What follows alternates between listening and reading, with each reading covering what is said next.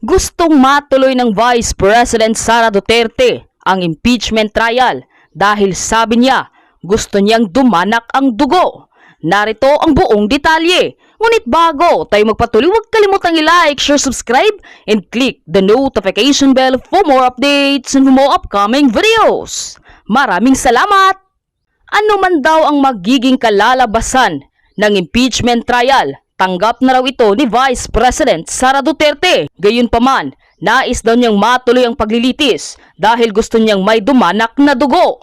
I truly want a trial because I want a bloodbath talaga. Agad naman na nagkomento ang palasyo. Medyo may pagkabayulente ang tugon ng ating Vice Presidente pero we hope that it is just a figure of speech and it should not be taken literally. Umalma at tinuligsa naman ng ilang House prosecutors ang pahayag ng bise. It's a terrible example to the youth who are watching her. And we will leave that to the senators to decide whether she's guilty or not. Para naman kay mamamayang Liberal Party List Representative Laila De Lima, kung may dugumang dadanak, ito raw ay kay Vice President Sara Duterte. Dahil sa impeachment trial, ang tanging nililitis ay yung taong na-impeach. Diyan naman daw magaling si Vice President Sara sa mga walang saysay na kayabangan at karahasan. Dagdag pa ni De Lima, ang impeachment trial ay hindi isang palabas ng dahas, kundi isang sagradong proseso ng pananagutan sa konstitusyon. Ang Senado ang tatayong impeachment court at ang mga senador ang uupong hurado. Hindi naman daw nakakagulat para sa ilang House prosecutors kung may kanya-kanyang bias ang mga senador, lalo't ang impeachment trial ay isang political process. Kaya ang mismo mga malalapit na kaalyado ni Vice President Sara Duterte, tulad ni na re-electionist Amy Marcos at Senator-elect Rodante Marcoleta, kwinestyon na ang legalidad ng reklamo. Alam ko kasi kung paano nila inilatag. Mali ang batayan, mali ang proseso. So mula doon, alam ko na kung anong gagawin. Secret. Ayon naman kay Senator Amy Marcos, dapat nang ibasura ang impeachment complaint dahil ayon daw sa campaign manager ng alyansa na si Congressman Tubi Chanco, nasuhulan o tinakot lamang ang mga kongresistang pumirma rito. Pwede raw siyang magsampa ng kaso sa Korte Suprema. Kaya naman handa na ang mga susuoting robe ng senator judges para sa impeachment trial ni Vice President Sara Duterte. Tinitiyak naman ni Senate President Chis Escudero na hindi magiging political circus ang paglilitis. Ang kulay maroon na robe na ito ang susuotin ng mga senador na tatayo bilang senator judges sa impeachment ni Vice President Sara Duterte. Tapos na raw tahiin ang ilang robe, pero susukatan pa lang ang mga papasok na bagong senador. Ang particular nga na robe na ito ang susuotin ni Senate President Chis Escudero. Ayon kay Escudero, handang-handa na umano ang Senado sa impeachment trial. Katunayan, may room assignment na ang prosecution defense at maging ang panig ni Vice President Sara Duterte. Tagumpay na naidaos natin ang isang mapayapang proseso para palitan ang ating mga leader sang-ayon sa ating sistema ng demokrasya. Yun lamang ang pananaw ko sa nagdaang eleksyon. Pero dapat ito maging challenge, sir, sa Administrasyong Marcos, yung naging resulta ng particularly senatorial election. Hindi hamon ang gagamitin kong salita. Dapat maging gabay ito siguro. Hindi hamon. Gabay sa mga susunod na dapat at pwede nilang gawin. Gabay sa mga dapat nilang punuan kung meron man. Gabay sa mga dapat iwasto kung meron man. Sir, ngayong klaro na kung ano yung magiging bagong composition ng Congress sa ilalim ng 20th Congress, may nagsasabi na lalakas daw ang tsansa ni BP na ma-acquit sa impeachment. Tulad ng dati, ayokong pangunahan ano man ang magiging resulta ng impeachment. Hayaan nating tumakbo ang proseso at hayaan nating magpasya ang impeachment court. Hindi para sa akin na pangunahan yan. Hindi para sa akin mag-pre-game analysis, ika nga. Siguro gusto nyo mag-post-game analysis tayo pagkatapos. Pero anumang pre-game analysis, maaaring mainterpreta na panghuhusga nang ni wala pang napepresenta o nakikitang ebidensya ang mga uupo bilang hurado. Pero ano po yung nakikita nyo magiging sitwasyon dito sa Senate?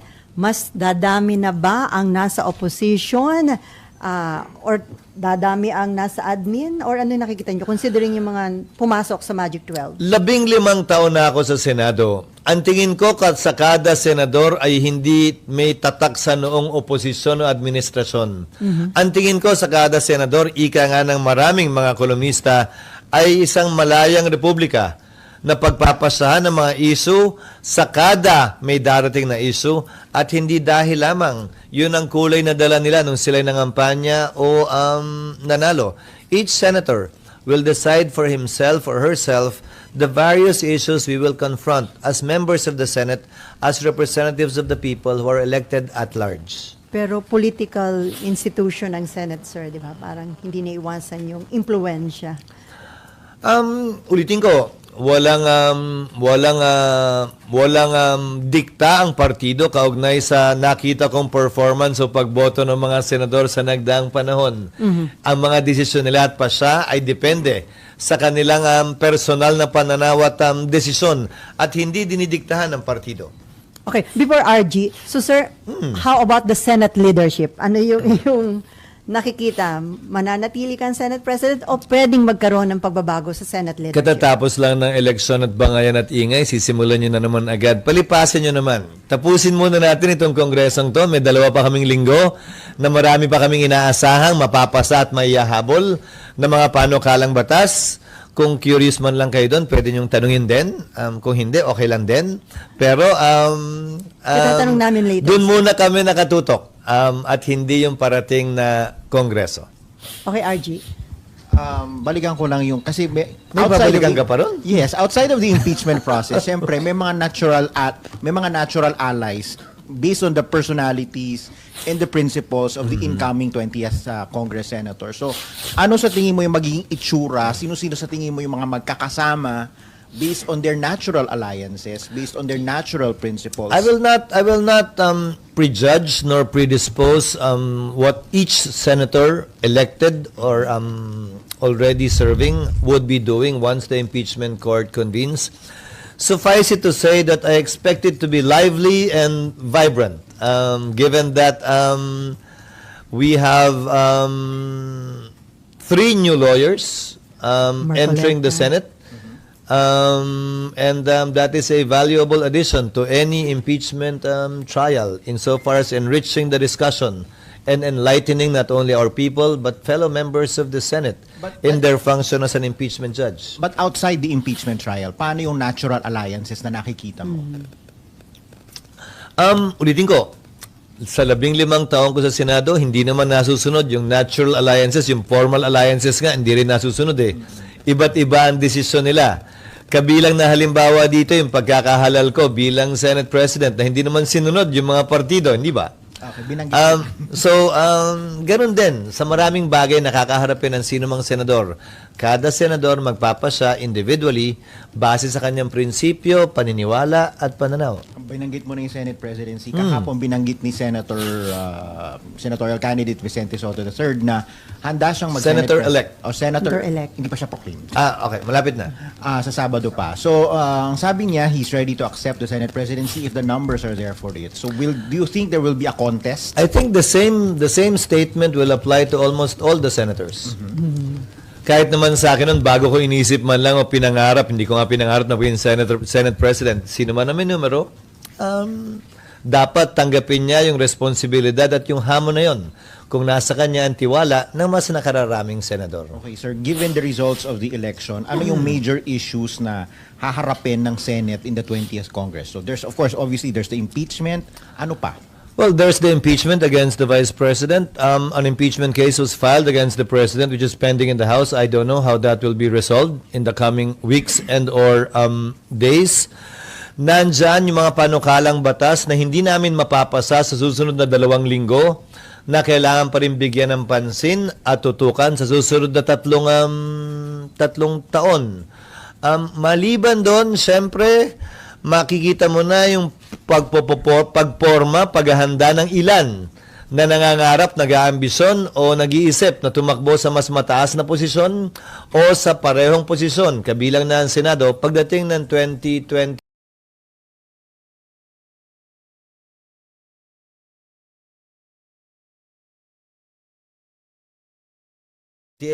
Hindi ba parang awkward yun for them? Kailangan nilang harapin sa sarili nila, sa salamin at sa taong bayan yung kanilang magiging pasya. Kung ang nagdikta nga ba ng kanilang desisyon sa impeachment ay yung personal nilang interes o nakabatay sa ebidensya at sa batas at sa pananaw ng mas nakararami base sa kanilang napanood din na ebidensya ang kanilang magiging desisyon kaugnay ng impeachment. It is up for each senator judge to defend his or her position in connection with that after trial. Okay, my last question. Kasi kahapon, in-announce naman ng House that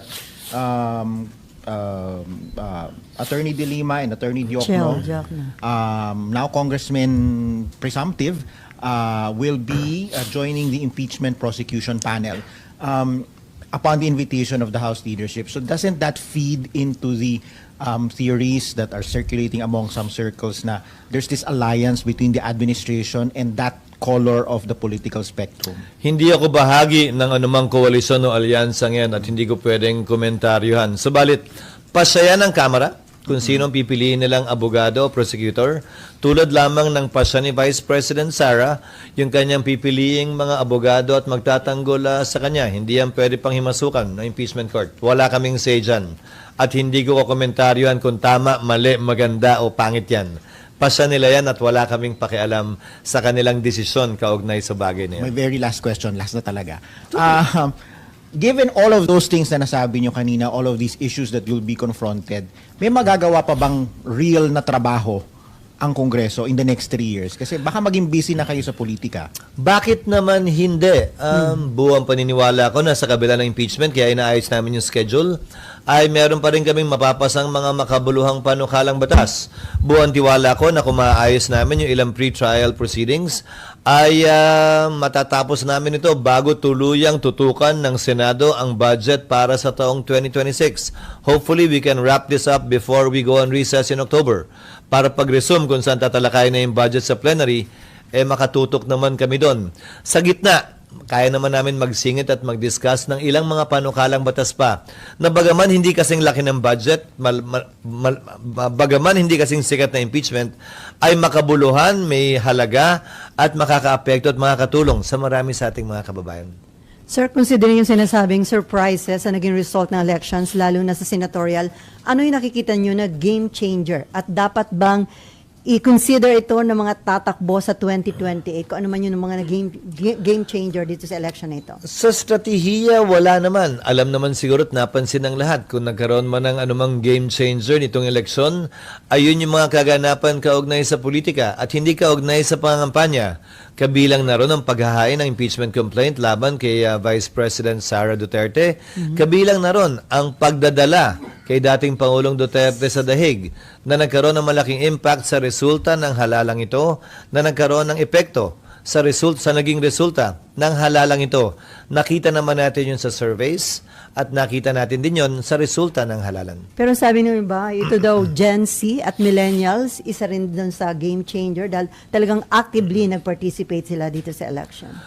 Hindi naman siguro tamang sabihin natin ngayon lang sila actively nag-participate sa halalan. Dahil kung susuriin at titingnan nyo, bagaman mataas yung turnout, 80% di umano ayon sa PPCRB, bagaman hindi pa pinal, ay medyo bumaba yung threshold sa mga bumoto sa pagkasenador. Sabi ng lahat ng survey, base sa tinaas ng bilang ng botante, dapat minimum ay 15 million para makapasok sa Magic 12. Pero lumalabas ngayon 13 million lamang, Magic 12 ka na. Noong 2022, kulang-kulang 15 million yung number 12 spot. Pero ngayon ang number 12 ay 13 million lamang. Sa kabila ng mataas na turnout, sa kabila ng tumaas din na bilang ng mga botante mula nung nagdaang eleksyon. So marahil kailangan pa natin ng ilang linggo at buwan para pag-aralan ang resulta ng halalang ito para may tunay na makapagsabi kung bakit nga ba ito nangyari, bakit hindi nakita ang ilan sa mga resulta sa survey at saan nga ba nagbago. Considering yung mga ibinoto, sir, ng tao, nakita mo ba na nagmamature na yung mga voters? Bawat eleksyon ay pagkakataon para magkaroon ng mas maliwanag ng pananaw ang ating mga kababayan. Pero tandaan nyo, kada taon din may nagdi-18 anyos. So kada taon may bagong botanting pumapasok sa list of voters natin. Kada taon naniniwala ako na papunta tayo dun sa panahon na ang botante ay tunay na makikita ang kapangyarihan ng kanilang balota. Nakapangyarihan ng taong bayan pumili kung sino ang nararapat talaga at na hindi totoong wala silang boses para baguhin ang kanilang sariling bansa, bagaman ordinaryong registered voter at ordinaryong Pilipino lamang sila. Okay, Nympha. Andiyan si Nympha. Nympha Liet. Invalid po. Sir, sabi niyo po, Sorry, tawag mo. sir, sabi niyo po dati, ay pinapayuhan niyo po dati yung mga senador tsaka mga incoming senators na huwag magkomento sa impeachment. Pero yung iba po sa mga paparating nating na mga bagong senador ay inendorso mismo ni VP Sara. Will that affect the impeachment drive? Well, hindi sila yung nagsalita. Inendorso kamo sila ni VP Sara pero hindi mismo galing sa kanila.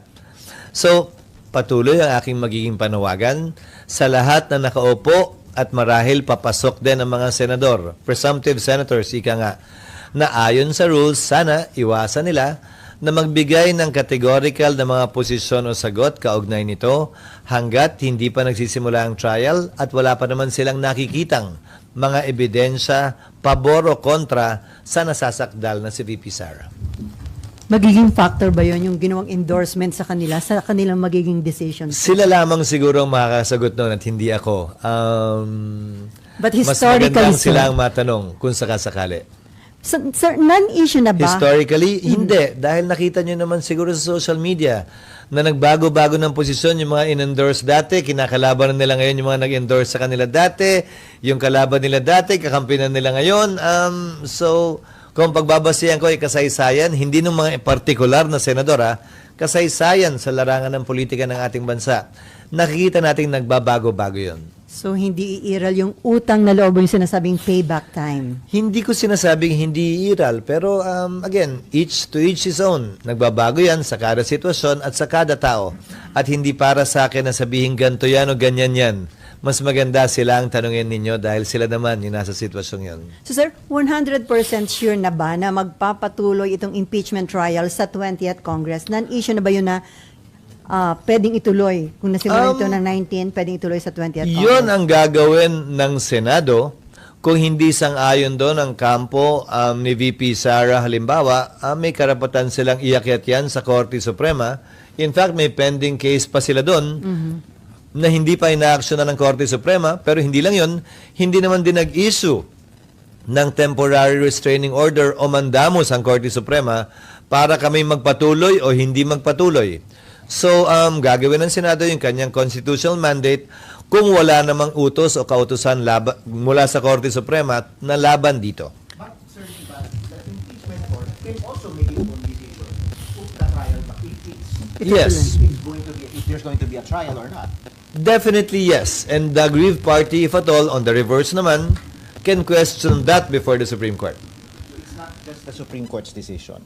It can also be your decision. Ultimately, it will be the Supreme Court's decision. But the Senate can decide on it one way or the other, yes. Both as a Senate and as an impeachment court.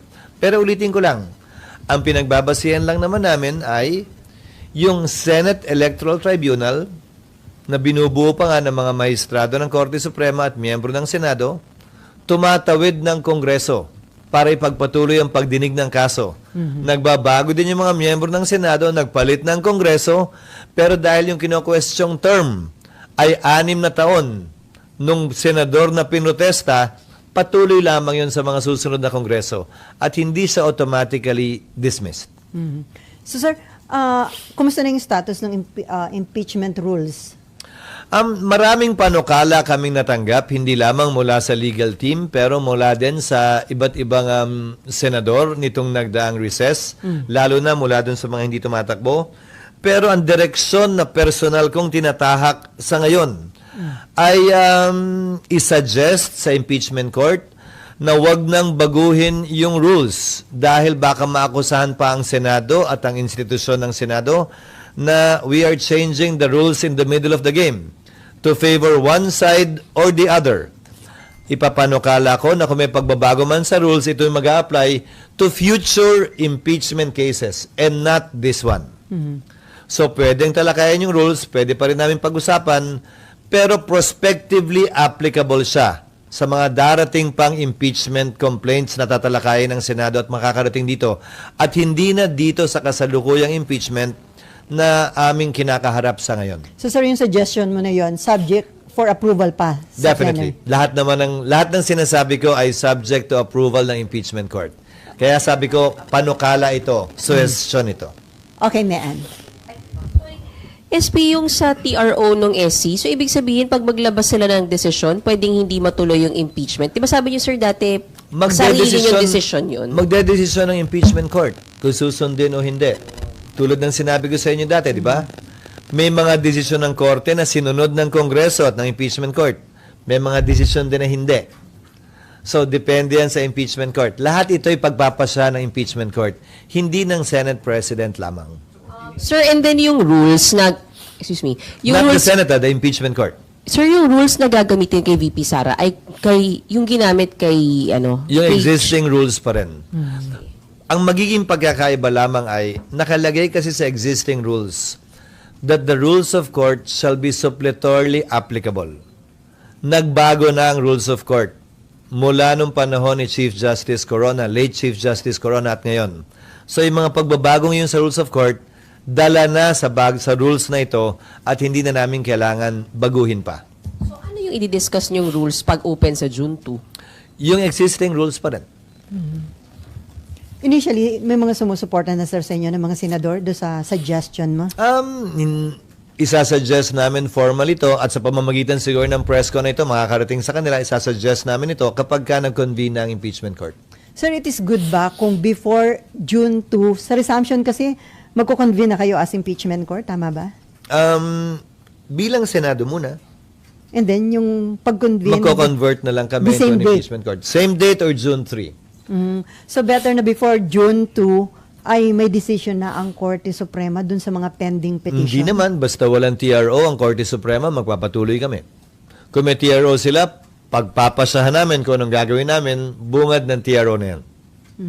So, sir, on June 2, resumption ng session, and then sabi nyo nga possibly the following day pa yung pag-convene nyo bilang impeachment court, and then the same day din po yung pag-take oath nyo bilang mga senator judges? Sa June 2 marahil, magpapadala kami ng notice sa Kamara, itong linggong to, itong darating na linggo, na kailangan nilang ipresenta yung articles of impeachment or at least yung charges man lamang sa plenaryo ng Senado. Yun ang nakalagay sa rules namin na hindi ginawa sa mga nagdaang panahon. Pero nakalagay sa rules yun.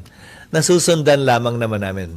That is the formal procedure para officially matake cognizance na ng Senado ang impeachment. Hindi yung pag-file nila sa SecGen. Yung pagbabasa ng articles of impeachment in plenary nakalagay sa rules namin by the prosecutors. And then the Senate can take cognizance of it, and that will now be used as the basis to convene the impeachment court. Like what I was saying before, hindi filing ang magti-trigger ng impeachment court. It is the Senate plenary taking cognizance of it. Kaya kailangan basahin yung impeachment complaint sa plenaryo. Noong nagdaang panahon ang gumawa niyan, majority leader lamang. Pero hindi yan ang nakalagay sa rules namin at hindi yan ang nakalagay sa President sa Amerika na pinagkopyahan natin ang impeachment rules natin. Dapat basahin ng prosecutors yan formally, at least yung pitong charges, and then the Senate will refer it to the appropriate committee, and that will now be the basis for the convening of the impeachment court, either the same day or the following day. Okay, Myla. Sir, paano sila... Yung robe, may utang pa ako sa'yo. Okay, sir. Naalala ko yan.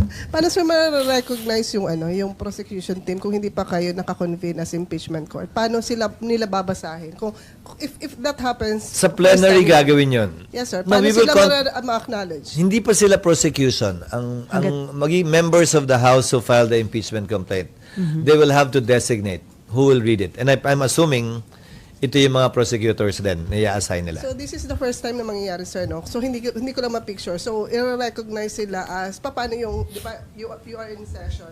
Paano i-recognize sila? They will be called upon in plenary to read the articles of not the whole articles, the charges at the very least. and to submit the rest formally for the record in the Senate. First time siya, pero yun ang nakalagay sa rules. Bihira naman ang impeachment at hindi nagawa dati, pero hindi rason yun para hindi namin sundin ngayon yung nakalagay sa rules. Okay, si Mav and then Raymond. Mav.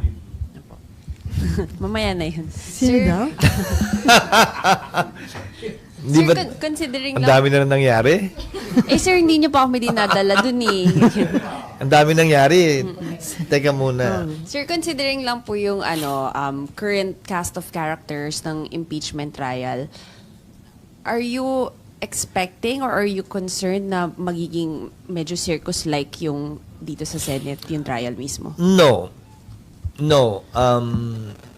Yung papasok ng mga miyembro ng Senado, hindi ba? 5 re-electionista, 4 na dating senador, 3 na miyembro ng Kamara na mula sa Kongreso na magiging bahagi, maliban sa aming 12, ng 20th Congress.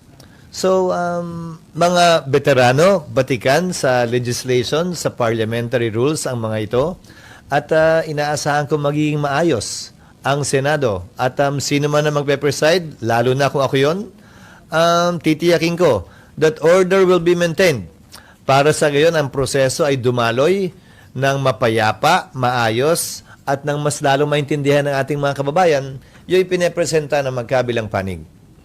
Sir, wala namang kasi medyo may mga nakita na tayo in previous hearings na may mga outbursts, emotional outbursts. Bahagi yun, but we will maintain order and we will keep order within the impeachment court. We will make sure of that. With the help, of course, of the other members as well as the sergeant at arms if necessary. Pero sir, pagdating sa prosecution, malaking bagay ba yung pagpasok nga ni na Dilima at saka Chel Jokno? Mas magiging exciting ba ito? Hindi para sa akin na sabihing maganda nga o pangit yon. Hindi para sa akin sabihing magaling o hindi yon. Mga di-calibre kasi itong mga to, sir. And considering yung nag-experience ni Dilima under the Duterte administration. Well, they are both practitioners. On the part of Chel as a human rights lawyer, on the part of Secretary Senator Laila as an election lawyer, I believe. When she was practicing and before she became DOJ secretary. Definitely, they will add to the prosecution's ability to present their case. So, hindi naman kaya yung impeachment trial maging platform para dun sa mga gustong pumosisyon at magpasikat for 2028? Oo, pero dalawang bagay yun. Anumang ilaw ng camera na itututok sa sinumang tao, dalawa ang pwedeng makita, yung maganda at yung pangit. So, nasa sa kanila yun. Kung anong mapapakita nila. At nasa tao din yun. Kung anong makikita nila. Minsan magkaiba yun. Yung gustong pakita at yung nakikita ng tao sa lente ng camera. Si before Raymond, si Senate President Pro Tempore Jinggoy Estrada, sa interview namin, he's hoping na manatili kayong Senate President dahil maganda daw na abogado yung magiging presiding officer sa impeachment court. Well, nagpapasalamat ako sa pananaw ni Senator Jinggoy. Subalit sa dulo, ang magpapasya ng Senate President, kung mananatili man ako o iba ang uupo, ay ang mayoriya ng Senado. Sang-ayon sa rules ng Senado, magpapatuloy ang Senate President kung hindi na-graduate katulad ng sitwasyon ngayon at mababago lamang yan kapag kami nagpresenta ng higit sa mayoriyang boto kapag nag-resume ang Senado. Okay, Raymond? One point lang, sir, doon sa kahit dalawa. doon sa preparation, as we speak, percentage-wise ba, pagdating sa impeachment, saang bahagi na tayo ng preparasyon as of date? Huling nagsalita ang prosecution team. Sabi nila yata parang 80% na sila sa 1 o 2 charges. Wala pa akong balita dun sa 5 charges. Hindi ba? Mas mataas ang level ng kahandaan ng Senado. Pati yung invitations, yung ID, yung security preparations, yung holding areas ng prosecution at defense panel, nakahanda na rin. Hanggang sa detalye ng parkingan nila, hinanda na rin namin at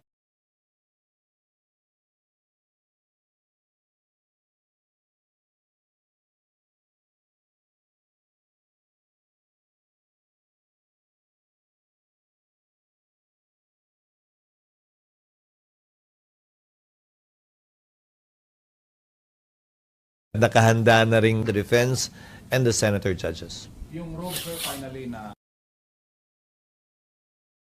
napag-usapan. Napatahina. Alam ko napatahina at nasukatan na, kung hindi ako nagkakamali, lahat o maliban sa isa.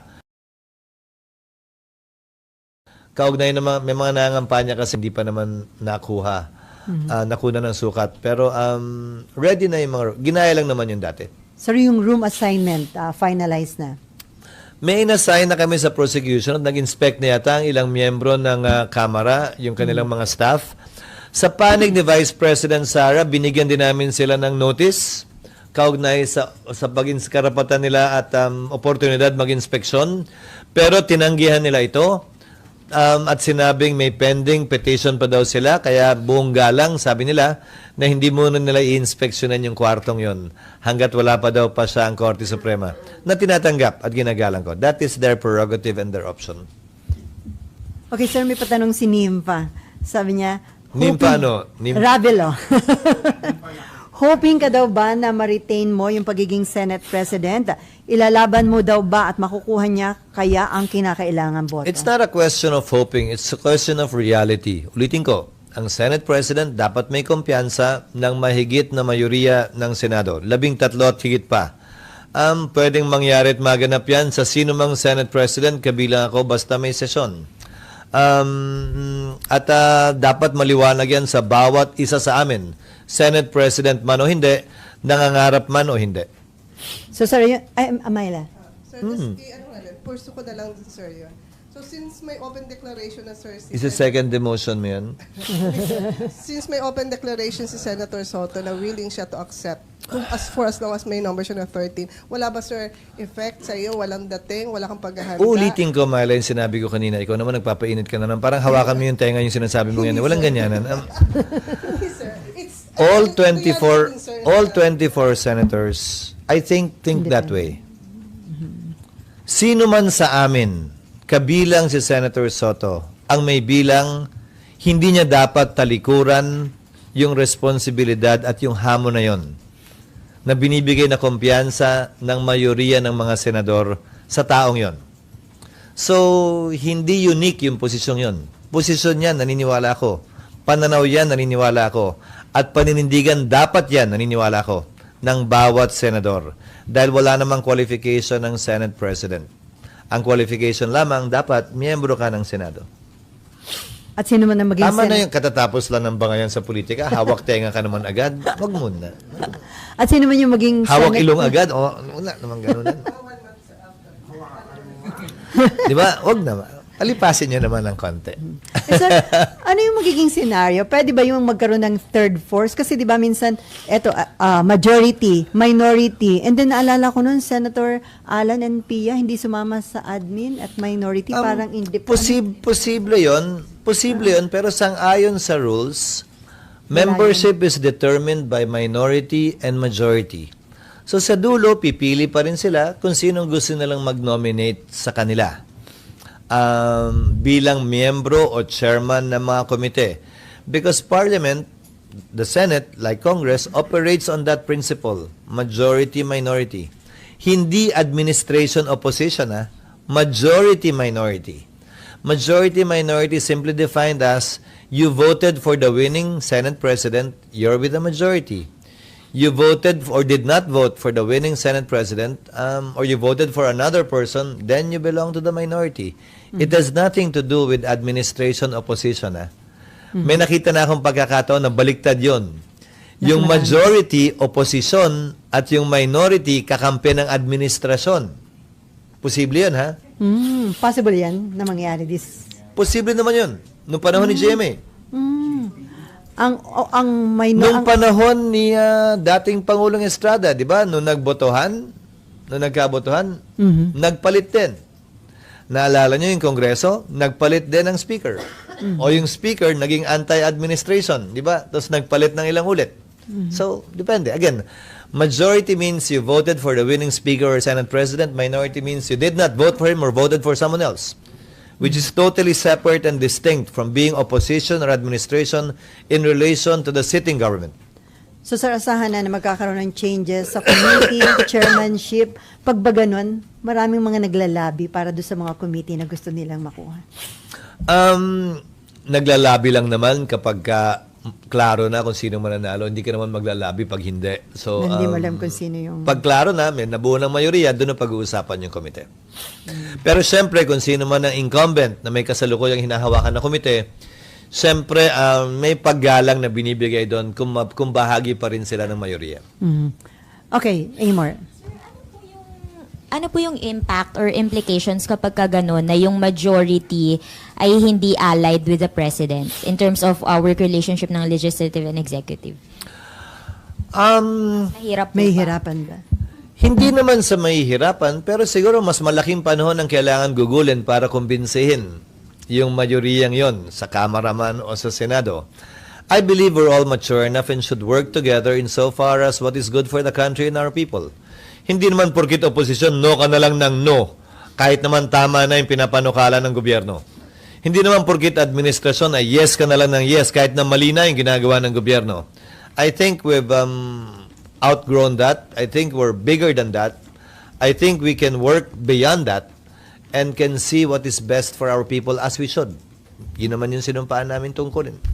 Sir, since nabanggit niyo po kasi yung sa obstructionists, kahapon merong statement si Yusek Claire Castro that the government, the Marcos administration welcomes yung legitimate opposition but will fight yung obstructionists. How do you make of that statement, sir? Gusto mo talaga ako mag-comment kay Claire? Oh. On the statements. There's a very thin line dividing oppositionist and obstructionist, and it's a gray area. For me, tapos na ang eleksyon, I think we should strive to find common ground and to work together for the best interests of our country and our people, regardless of those labels of being opposition or oppositionist or obstructionist. I think we can find and we should find common ground in spite and despite the results of this election. Ulitin ko, tapos na ang halalan, tapos na bangayan, tapos na ang kulay politika at ingay ng politika.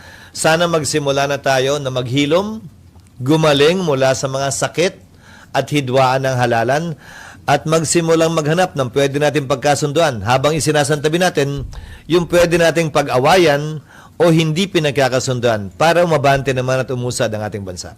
Sir, dapat iwas muna sa ganong mga statements, especially coming from the palace or an official from the palace. Not for me to say. Again, I'm well aware of my jurisdiction here in the Senate and I will not cross that line. It's up for them to say what they would want to say, but it's not for me to dictate on that. But neither can they dictate on us. So para sa akin, hindi ako gagamit ng ganung mga label at hindi ko gagamitan ng ganung label yung mga papasok na bagong miyembro o kasalukuyang miyembro ng Senado. I look at each one as a colleague that I can work with and find common ground with. Pero sir, do you think matatapos yung bangayan considering magkakaroon pa ng impeachment? Libre naman mangarap, ikaw naman. Hindi man matapos, hindi yun rason para tumigil tayo mangarap na hindi man mawala ay mabawasan yung bangayan.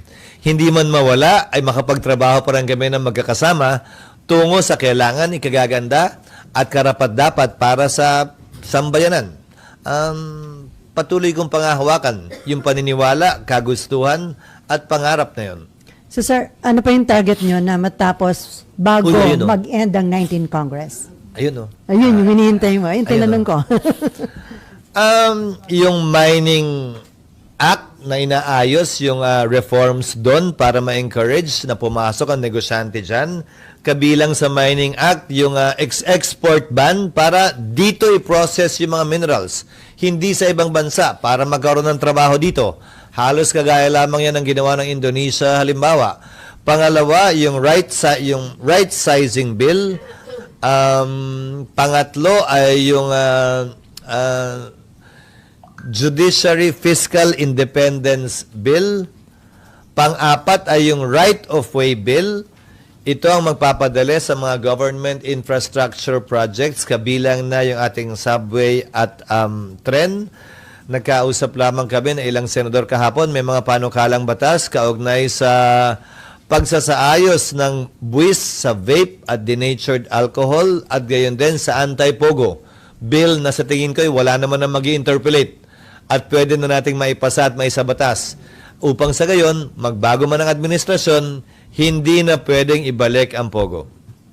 Sir, considering yung mga challenges na kinakaharap ng bansa at yung mga development globally, ano ang dapat pagtuunan ng pansin ng 20th Congress? Ekonomiya, trabaho at kapakanan at kaligtasan pa rin ng ating mga kababayan, kabilang na rin ang kanilang kalusugan. Yun naman talaga ang trabaho ng bawat gobyerno.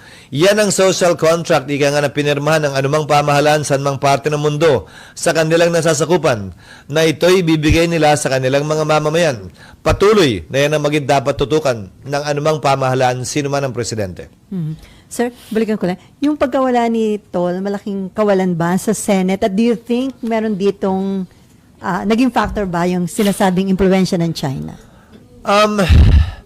Hindi para sa akin pagpasan yung kung bakit yan ang resulta ng halalan. Pero definitely malaking kawalan si Senator Tolentino, hindi lamang bilang majority leader, pero bilang isa sa mga pinakabatikan at matalino at magaling na abogado na maganda sana magiging papel sa napipintong impeachment din. Subalit pasaya ng ating mga kababayan at tulad niya, ginagalang ko at nirerespeto ko ang resulta ng halalan. Ika nga, mas alam nila kung anong nararapat at dapat kesa individually kami. Okay, RG. Banggit nyo kasi yan, ano? Yes. Yung kahapon may statement si Senator Lacson, former Senator Lacson, na parang along the lines that one of the game changers of the election was yung failure no administration machinery. Do you agree that the machinery failed? I'm not prepared to say that. But Siguro kung sinabi yon nung natalo sa halalan, di ba, baka, pero isa siya sa mga lima na nagwagi mula sa alyansa. I'm sure it must be worth something. Again, I think more than strategies, more than machinery, the issues dictated the result of these elections. Yung mga nangyaring kaganapan bago mag-eleksyon. And in that sense, it is a positive thing. Bakit? Issue-based yung eleksyon. Hindi pa damihan ng advertisement, hindi pa lakihan ng makinarya, hindi pa damihan ng pera, pero saan pumosisyon yung bawat kandidato, kaugnay ng posisyon ng mas nakararami nating kababayan sa ilang issue na pumutok, sumabog o kinaharap natin ilang buwan o linggo bago maghalalan. Yon sa tingin ko ang mas nagdikta ng resultang ito, hindi ano pa mang bagay. protest vote daw, kaya ang taas ni Senator Bongo and Bato de la Rosa, sir. Well, matagal nang mataas si Senator Bongo. Hindi naman siya nawala sa top 3 noon pa. May huling sipa lang din siguro. Pero hindi rason yun para hindi siya bigyan ng pagbati kaugnay sa napakataas ng bilang ng boto na nakuha niya noong nagdaang halalan. Pag ba ganung nangunguna ka at ang taas ng iyong boto, potential candidate ka na for the presidential election?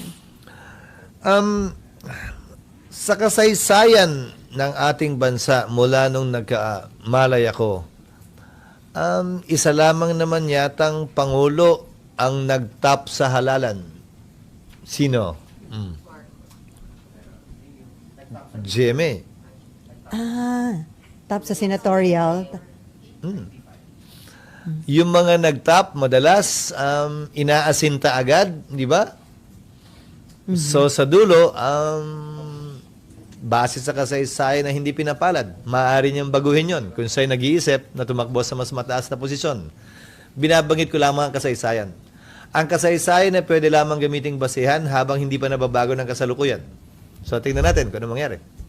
Okay, Amor. Sir, si Senator Bato po kasi, ang sabi po niya, nakikita po niya yung formation ng Duterte block sa Senate. Sila pong mga PDP candidates plus yung inadopt din po na Camille Villar and Senator Amy. And then, nakikita niyo po ba, sir, na yung magiging composition ng next Senate may Marcos block, Duterte block, and then yung block na hindi kasama sa either of the groups? Kaugnay sa issue sa mga Duterte, marahil Kaugnay sa issue sa mga Marcos, marahil Pero kaugnay sa pang-araw-araw na issue, mga panukalang batas na pag-uusapan namin, sa tingin at pananaw ko, hindi yan titingnan ng mga miyembro ng Senado bilang bahagi ng Duterte Block, bilang bahagi ng Marcos Block. Titingnan nila yan gamit ang kanilang karanasan, konsensya, at prinsipyo at paniniwala.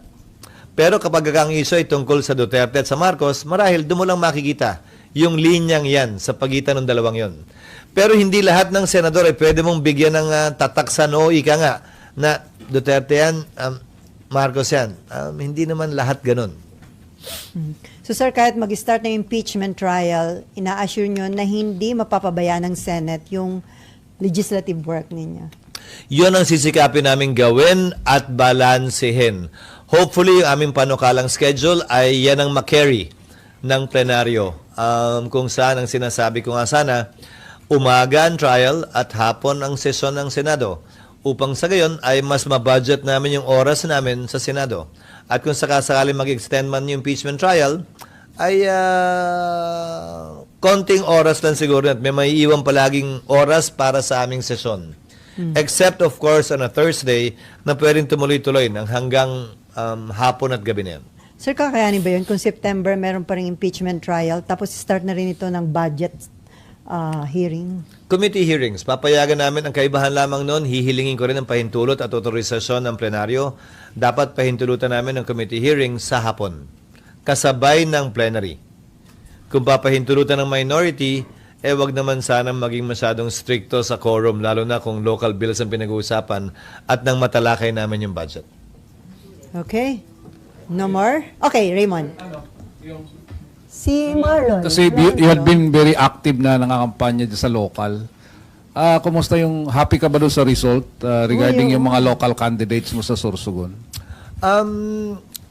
Actually, hindi ako tumayo sa maski na anong stage na sa bahay lang ako doon eh. Pero nilalapitan sa ka sa bahay, sir.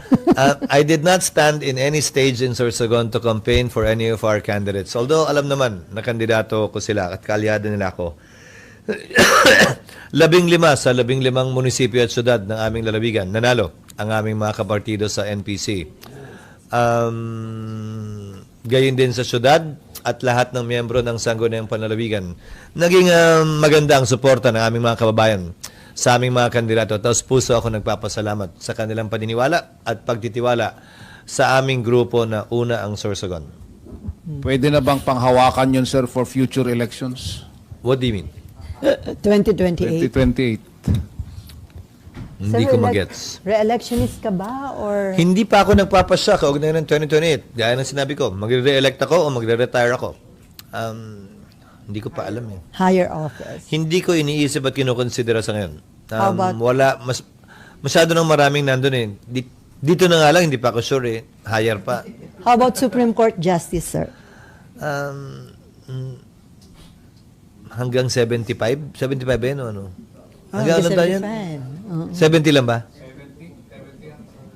70. Diyos ko, parang mas mahaba pa ang term sa Senado. Mas mahaba pa ang term sa Senado, tapos bawal ko mausap. Di ba? Parang hindi. Masyado ba maaga para sa akin? Para pag-usapan at pagpasayan. Hayaan na muna natin yung talagang interesado sa ngayon na bumuelo sa posisyong yan. Okay, Nympha. Konti lang, kamusta po Nymphalit. Kamusta po sa Sorsogon sa Mount Bulusan, sir, yung condition po yun? Oo nga. Ironically, Mount Bulusan ang tawag, pero ang ashfall nasa bayan ng Irosin. Wala sa Bulusan. Kaya ang dami nagpapadala ng ayuda sa Bulusan, akala nandun yung ashfall. At pag sinabi ng mayor, okay lang kami dito, sigurado po kayo? Oo eh, kasi yung hangin palayo sa Bulusan. Papunta sa bayan ng Irosin at Huban. So, nagkaka-asphalt manaka-naka, pero awa ng Diyos, walang malaking putok na may bato at putik o apoy na binabato yung bulkan. Asphalt lang ang aming nararanasan. At dahil sa COVID at karanasan natin sa COVID, sanay naman na mag-mask yung mga tao. At sanay na mag-ingat kaugnay nito. Sir, dagdag ko lang, paano yung si former President Duterte mag-work from The Hague siya? Tinanong ko to, so ibabahagi ko na rin sa inyo. Pwedeng sumumpa sa kanyang bagong tungkulin bilang mayor muli si Pangulong Duterte Ng Davao. sa pamamagitan ng ating consular office doon. Meron tayong tinatawag kaugnayan ng Consular Commission na consular visit. Pwede siyang puntahan kung papayagan niya at hihilingin niya ng ating consular officials para manumpa siya sa harap nila bilang mayor. Subalit, kung hindi siya makakauwi for circumstances or reasons beyond his control dahil nga nakadetain na siya sa The Hague, ayon sa local government code, ang papalit ay ang vice mayor. Sa kasong ito, si Mayor Baste Yung anak. Duterte. Pwede lamang siya mag-appoint, mag-hire, mag-fire, makalipas ang 30 araw na bakante pa rin yung pwesto. But for the first 30 days, acting lang muna siya. Pero may nakatalaga ng proseso para dyan. Hindi na kailangan mag-imbento pa ng gagawin dyan. Pwedeng magawa lahat yan. So may mga nag-iisip siguro, kailangan ba niyang lumabas pa, magpunta sa embahada, sa konsulado para sumumpa? Hindi. Pwede siyang puntahan at pwede siyang mapanumpa sa harap ng isa sa ating embassy at consular officials kung hihilingin niya. Dahil ang consular visit ay pwede lamang kapag hiniling nung nasasakdalo o akusado. Hindi siya pwedeng persahang puntahan kung saan siya nakadetina kung ayaw niya. Karapatan niya yon sang-ayon sa rules ng The Hague. So may proseso naman yon. So ang mangyayari, yung acting vice mayor ay yung mag-acting vice mayor ay yung top-notcher kagawad. By ratio and proportion dun sa 3 distrito ng Davao. So titingnan ng kada distrito kung sinong may pinakamataas na ratio and proportion vote. Hindi automatic yung may pinakamadaming boto ha. So yung number 1 ng District 1, 2 at 3, titingnan by ratio and proportion ng votes cast, ilan na nakuha niya, siya yung uupo bilang acting vice mayor. Nakalagay din yon sa ating local government code. Pero once ma-convict si Digo,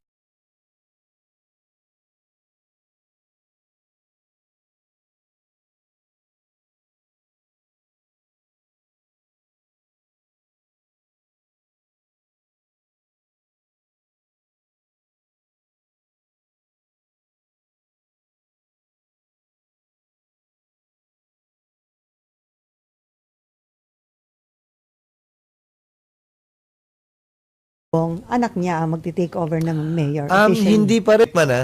I don't think that's part of the penalties that can be imposed. Although hindi ako sigurado dahil hindi ko pa nababasa. But I don't think it has any right to impose that penalty dahil hindi naman sila bahagi ng ating korte.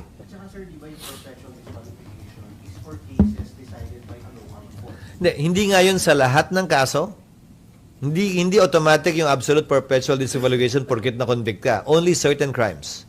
Dito sa Number 2, ang alam ko, nakalagay yun sa batas sa Pilipinas for certain crimes. Hindi ako familiar na may ganung klaseng penalty imposable yung ICC nung binasa ko yung Rome Statute.